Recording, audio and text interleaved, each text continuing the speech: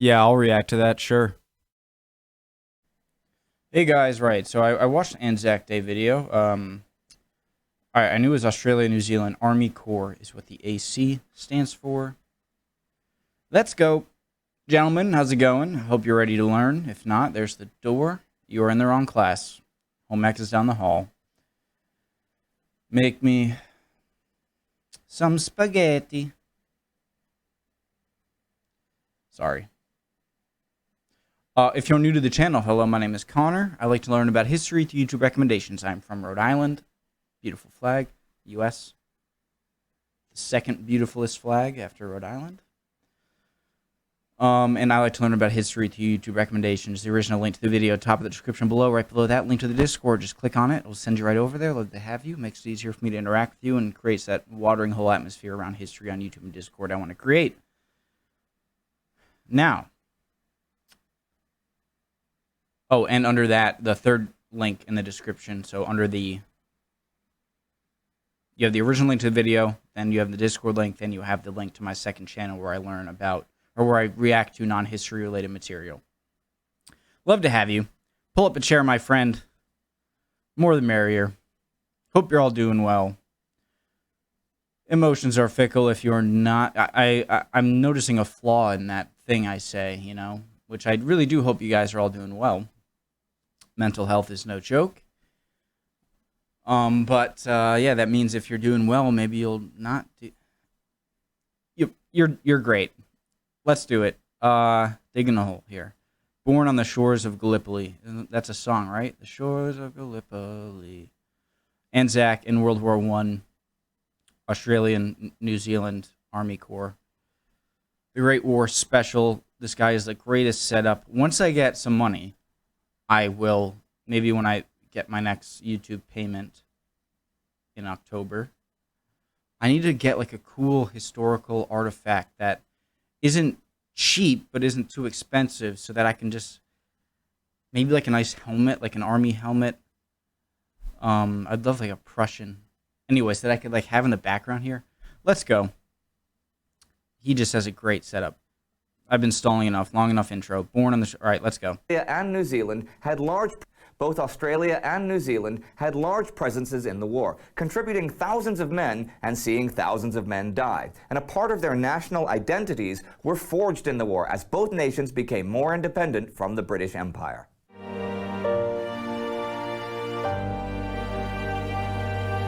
I'm Indy Nidell. Welcome to a Great War special episode about Australia and New Zealand in World War I. In 1914, Australia had a population of about 5 million people. They did have a small military force with a lot of artillerymen and engineers responsible for coastal defense. And as many as 16,000 Australians fought for Britain in the Boer War. As World War I loomed, Australia pledged support for Britain before war was even declared. Now, the Defence Act of 1903 precluded the use of conscripted forces in overseas fighting. So it was decided that an entirely new volunteer force, separate from the existing militia and regular forces, would have to be raised to serve wherever the British desired.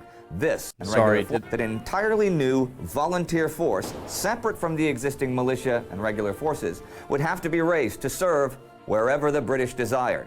This was the first Australian Imperial Force, the AIF.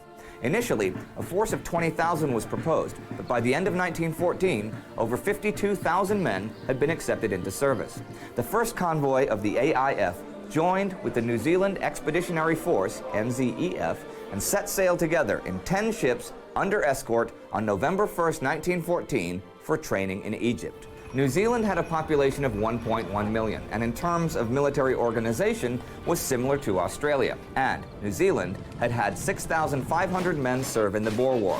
When World War I began, New Zealand pledged 8,500 men to the war effort. You know what? Despite its remote location from the center of the conflict, New Zealand was actually one of the first countries to engage in hostilities. At the request of Britain, New Zealand Love all you New Zealanders and Australians out there. Dispatched a force of just over 1,400 to take German Samoa on August 29th. Also, the Australian Naval and Military Expeditionary Force was dispatched to take German Pacific territory. On September 11th, a small force landed to take the wireless station at German New Guinea, and in the Battle of Beta Paca, 7 Australians were killed, including able seaman WW1 Williams, the first Australian fatality of the war.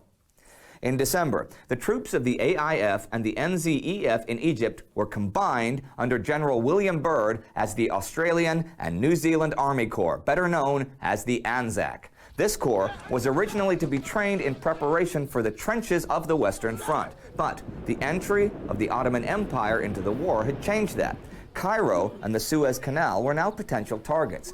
And a few months later, when the decision was made to send ground troops to the Dardanelles, the proximity of the ANZAC troops made logical sense for them to be part of the landing force.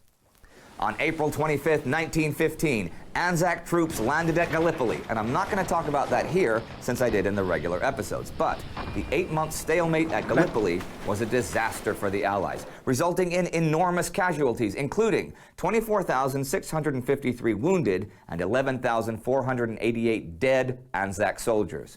Many at home in Australia and New Zealand saw the losses as the result of incompetence from the British leaders and their supposed disregard for the lives of the colonial soldiers. Back in Egypt, the AIF formed 2 further divisions, the 4th and 5th, and the NZEF formed its own division. These would combine with the ANZAC Corps to form 1 ANZAC Corps and 2 ANZAC Corps. The 2 corps assisted in the defense of the Suez Canal before 1 ANZAC embarked for France in March 1916. 1 ANZAC, entirely Australian divisions, first saw action on the Western Front at Fromelles, July 19th. And in just that day, Australia lost 5,533 men in what was called by some the worst day in Australian history. Throughout that summer and fall, they fought and bore huge losses, and at the height of the war, it was estimated that Australia needed to recruit 16,500 men per month to keep up with casualties. But recruiting numbers were falling. Conscription had been a contentious issue for many in Australia and New Zealand from the outset of the war. But by 1916 in New Zealand, 69% of men eligible for military service had not volunteered. So despite the opposition, it was decided that conscription was necessary to maintain the country's commitment to the war. I mean, if I'm New Zealand and Australia, New Zealand especially, since it's even more removed, but I mean, Australia has removed itself from major conflicts. I can definitely see a sort of, American kind of isolationist attitude. They're more affiliated with Great Britain than America is. Kind of like a Canadian type relationship, maybe, where they're more, I don't know if loyal is the right word, but I'm not surprised by that percentage. And in fact, I'm surprised it wasn't even more than 60. I forget the percentage, 60%, maybe 65 something. I'm surprised it wasn't higher. I mean, you're why go over and fight under British command where they might send you in more dangerous places that they might not, more hostile and risky places that they might not send people from mainland Britain, from United Kingdom mainland. And so even that percentage, it doesn't surprise me that so many don't want to sign up. And it was enacted for men between 20 and 46 in the Military Service Act in September 1916. By the end of the war, about a quarter of the men of the NZEF were conscripts, though in February 1918, Prime Minister William Massey, believing New Zealand had contributed enough men to the war, decided that no more recruits would be sent. Australia, on the other hand, faced with chronic shortages of men, put the conscription issue to a vote twice. It was defeated both times. As a result, all Australians, I wonder what the vote total was, who fought in the First World War were volunteers, making it, along with South Africa, one of only 2 Allied countries that did not enact conscription. This did, though, begin to limit the ability of Australian divisions to fight on the Western Front. Still, when the 100 Days Offensive kicked off on August 8, 1918 with the Battle of Amiens, the attack was spearheaded by the Australian Corps and Canadian Corps, who punched a hole in the German defenses. Over the following weeks, the Australian Corps fought numerous battles, but with the high casualty rates of the offensive, along with the loss of 38,000 men earlier in the year at Passchendaele, and the decision to allow home leave for AIF soldiers who had been enlisted. Sorry, I got to go back. I know the tank's not running or anything. I can't really tell if this is a casualty right here, if he's just asleep. But one of the most terrifying things to me in war, modern war, would be being killed by getting run over by a tank. And I would just have so much anxiety even sleeping under a friendly, non-moving tank. Of the offensive, along with the loss of 38,000 men earlier in the year at Passchendaele, and the decision to allow home leave for AIF soldiers who had been enlisted since 1914, Australia was running out of men to continue the fight. The Australian Corps mounted a final, successful attack on Montbrehon on October 5, 1918. And that would be the last action fought by the AIF in the war.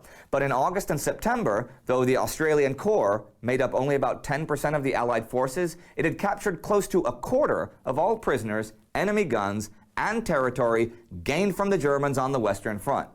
Much of the credit for the success was given to the commander of the Australian Corps, Lieutenant General John Monash. A civil engineer and businessman, Monash had moved up through the ranks. Future Field Marshal Bernard Montgomery, who served in the war as an officer on the Western Front, would later say of Monash, "I would name Sir John Monash as the best general on the Western Front in Europe."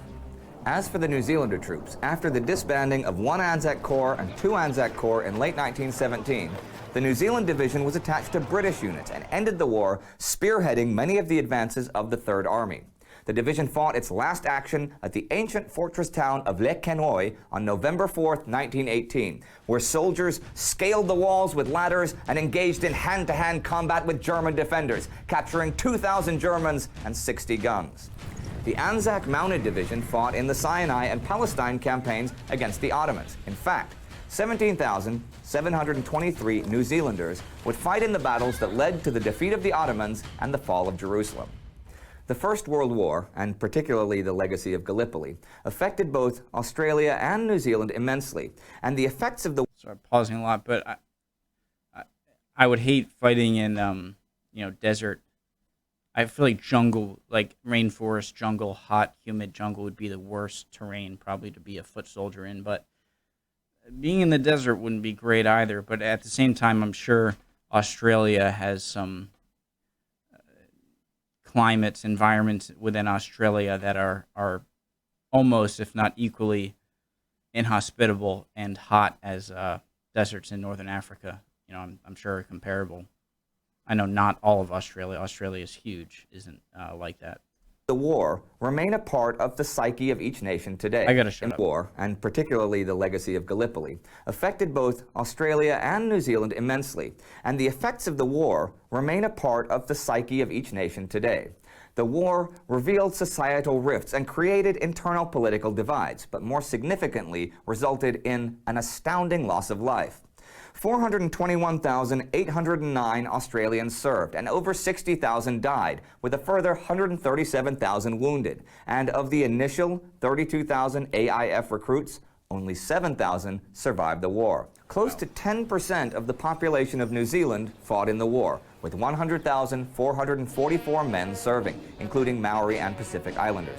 16,697 died, and 41,317 were wounded. Galvanized by such massive losses against what was perceived as poor leadership of British officers and politicians and a baptism of fire at Gallipoli, Australians and New Zealanders immediately established more independence from Britain and emerged from the conflict as more independent actors on the world stage with a stronger sense of national identity. ANZAC Day is widely observed in both countries every year on April 25th.